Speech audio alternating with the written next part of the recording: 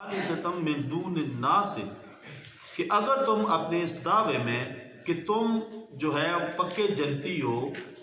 دوسرے لوگوں کے مقابلے میں تم پکے جو ہے جنت میں جاؤ گے، تو ٹھیک ہے کہ جس طرح وہ مبالغہ ہوتا ہے نا، مبالغہ یہ ہوتا ہے کہ دو گروپ ہوتے ہیں، ایک حق پہ ہوتا ہے ایک باطل پہ ہوتا ہے، دعویٰ دونوں کا یہ ہے کہ وہ دونوں حق پہ ہیں، یہودی اور مسلمان۔ اب یہود جو تھے وہ یہ سمجھتے تھے، ان کا یہ کہنا اور ماننا تھا کہ ہم حق پہ ہیں،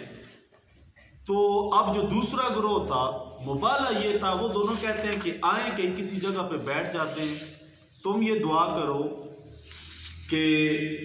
تم ہمارے لیے ہماری موت کی دعا کرو اور ہم تمہاری موت کی دعا کریں گے، جو سچا ہوگا وہ بچ جائے گا اور جو جھوٹا ہوگا اس کا نام صفحستی سے مٹ جائے گا۔ یہ مبالغہ ہے، اور یہ عیسائیوں کے ساتھ بھی حضور علیہ الصلوۃ والسلام کا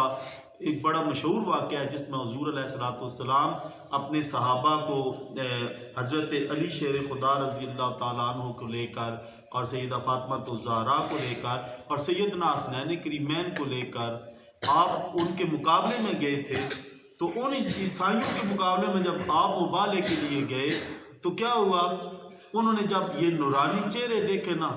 انہوں نے کہا کہ ان سے بددعا نہ لینا، کیونکہ انہوں نے اگر کوئی بددعا ہمیں دے دی تو ان کی بددعا کی وجہ سے قیامت تک اس روئے زمین پہ کوئی عیسائی بھی باقی نہیں رہے گا۔ اب یہ کھلم کھلا اعتراف شکست تھا، اس مبالغے میں انہوں نے ہار تسلیم کر لی، لیکن پھر بھی وہ مسلمان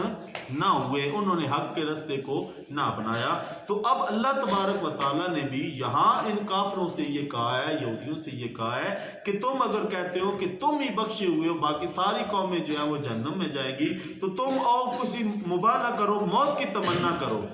ٹھیک ہے۔ اب جو سچا ہوتا ہے نا، جس کو پتہ ہے کہ میرا رب مجھ سے راضی ہے، اسے پھر مرنے سے کوئی ڈر نہیں لگتا۔ یہ شہید کی آپ مثال لے لیں، کس طرح وہ اپنی جان ہتھیلی پہ رکھ کے تو دشمن سے لڑتا ہے، کیوں؟ اسے پتہ ہے کہ اگر میں اس دنیا سے چلا بھی گیا، میں فوت بھی ہو گیا، میں شہید بھی ہو گیا، تو کیا ہوگا آگے جو مجھے رب کا قرب نصیب ہوگا اس کی ایک الگ ہی شان ہوگی۔ تو یہ جو موت کی تمنا ہمیشہ جو ہے نا، جن کو یقین ہوتا ہے نا اپنے رب پہ، ان کے لیے کوئی مر جانا کوئی معنی نہیں رکھتا، کیونکہ انہیں پتہ ہے کہ اس جہان سے بہتر جہان جو ہے وہ اگلا ہے۔ جنہوں نے اعمال اچھے کیے ہوتے ہیں اور جنہوں نے اعمال برے کیے ہوتے ہیں، ان کے لیے پھر موت ایک بہت بڑی جو ہے سزا ہوتی ہے، اور موت کے تصور سے ہی وہ لوگ کانپنا شروع ہو جاتے ہیں۔ تو اللہ نے فرمایا کہ ٹھیک ہے، تم موت کی تمنا کرو اگر تم سچے ہو، مبالغہ کرو، بدعا لو کہ تم اگر سچے ہو۔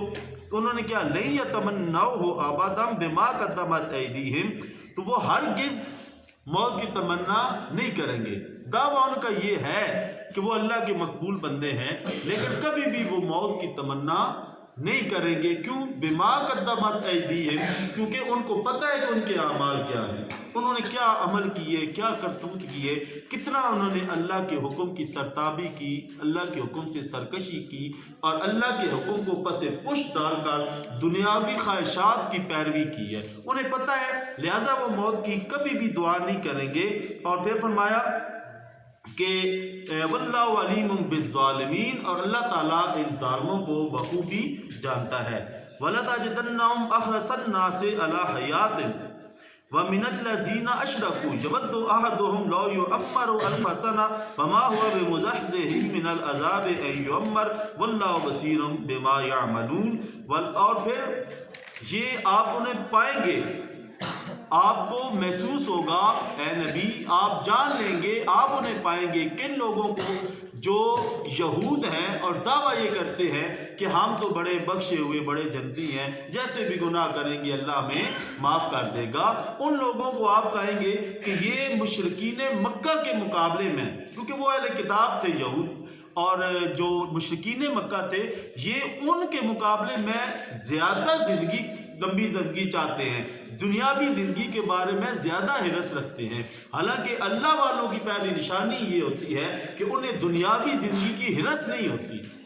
انہیں اس چیز کا احساس یا حرص یا لالچ نہیں ہوتا کہ انہوں نے دنیاوی زندگی میں کیا کرنا ہے۔ تو آپ فرمایا کہ اے نبی آپ ان کو ضرور پائیں گے کہ یہ ان مشرکین مکہ یا ان مشرکوں کے مقابلے میں بھی دنیاوی زندگی کا زیادہ حرص رکھتے ہیں۔ پھر فرمایا یود احدہم لو یعمر الف سنہ، ان میں سے ہر ایک کی یہ خواہش ہے کہ ان کی زندگی 1 سال نہیں بلکہ ہزار سال ان میں سے ہر ایک کی زندگی ہو۔ لیکن اگر ان کی 1000 سال بھی زندگی ہو تو کیا ہوگا؟ اب جتنی بھی لمبی زندگی ہوگی ما ہوا بمزحزحہ من العذاب ان یعمر، زندگی چاہے ان کی جتنی بھی لمبی ہوگی وہ لمبی زندگی ان کو اللہ کے عذاب سے نہیں بچائے گی۔ اللہ کے عذاب سے کیا چیز بچائے گی؟ اللہ کے عذاب سے صرف اور صرف اگر کوئی بچائے گا تو اللہ کا قرب، اللہ پر ایمان، اللہ پر یقین اور اللہ کے احکامات پر عمل کرنا، یہ چیز ہے جو انہیں موت سے بچا سکتا ہے۔ وہ 1000 سال بھی جئیں گے اللہ کے عذاب سے وہ محفوظ نہیں رہ سکتے۔ پھر فرمایا واللہ بصیر بما تعملون، اور وہ اس دھوکے میں ہیں کہ وہ نہیں، اللہ نہیں جانتا کہ وہ کیا کر رہے ہیں، تو ان کو خبردار کیا جا رہا ہے، دستک دے کے بتایا جا رہا ہے کہ جان لو تم جو کچھ کر رہے ہو اللہ اس سارے عمل کو بخوبی جاننے والا ہے۔ اب اس سے آگے